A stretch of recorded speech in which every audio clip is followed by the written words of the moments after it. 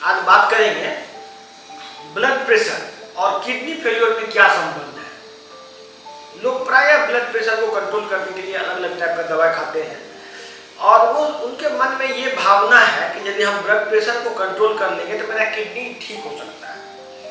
और प्लस वो कई लोगों से सुनते आ रहे हैं कि ब्लड प्रेशर बढ़ने से किडनी खराब होता है। तो आज हम इसी बात पर बात करेंगे क्योंकि ये समझना आम लोगों के लिए बहुत जरूरी है, अन्यथा वो गलतफहमी की वजह से उसका किडनी ठीक नहीं होता है और फिर बाद में वो डायलिसिस में चले जाते हैं। उच्च रक्तचाप या ब्लड प्रेशर जो बोलते हैं आप, ब्लड प्रेशर एक सेल्फ रेगुलेटिंग प्रोसेस है बॉडी का। यदि किसी का ब्लड प्रेशर हाई हो जाता है तो वो उसका बॉडी का रिक्वायरमेंट होता है। मान लीजिए किसी का किडनी डैमेज हो गया, किडनी डैमेज होने से किडनी में जब प्रेशर और ब्लड बढ़ेगा तभी वो नॉर्मल फंक्शन कर पाएगा।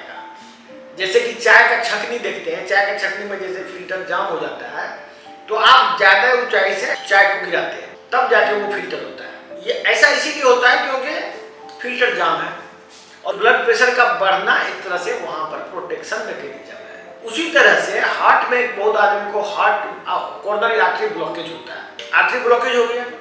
अब ब्लड प्रेशर बढ़ेगा तभी वो उधर से ब्लड फ्लो ज्यादा होगा। यदि हार्ट में रिक्वायरमेंट ब्लड का है तो ब्लॉक्ड आर्टरी में ब्लड का फ्लो स्पीड कैसे बढ़ेगा?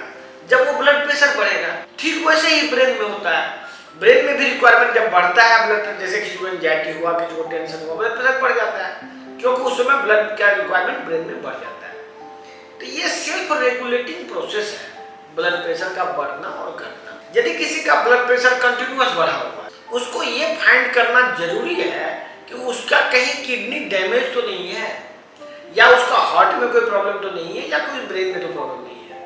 यदि आप उसको प्रॉब्लम सॉल्व किए बिना सिर्फ ब्लड प्रेशर की दवा से ब्लड प्रेशर कंट्रोल करते हैं आप किसी भी तरह से, तो ये समझिए कि आपके लिए घातक ही होगा। आप इससे इम्प्रूवमेंट आपका किडनी में या हार्ट में या ब्रेन में कहीं कोई इम्प्रूवमेंट की बात नहीं होगी, क्योंकि वो जो ब्लड प्रेशर बढ़ा हुआ था वो आपके हार्ट को बचा रहा था या आपके किडनी को बचा रहा था या आपके ब्रेन को बचा रहा था, आपके बॉडी के प्रोटेक्शन के लिए ब्लड प्रेशर बढ़ा था। आपने क्या किया, कोई नुस्खा अपना के, मान लीजिए मिलोडिपिन या कोई दवा खा के आपने ब्लड प्रेशर को घटा दिया। तो अब वो ब्लड सप्लाई नहीं होगा उस ऑर्गन में सही ढंग से। आप इसको ऐसे समझ सकते हैं, मान लीजिए कोई गाड़ी चला रहा है, मान लीजिए कोई ड्राइवर है जो कि कार चला रहा है, तो उसको पता है कि कहाँ पर एक्सीलेटर करना है, कहाँ पर कम करना है, कहाँ स्लो चलना है, कहाँ ब्रेक मारना है।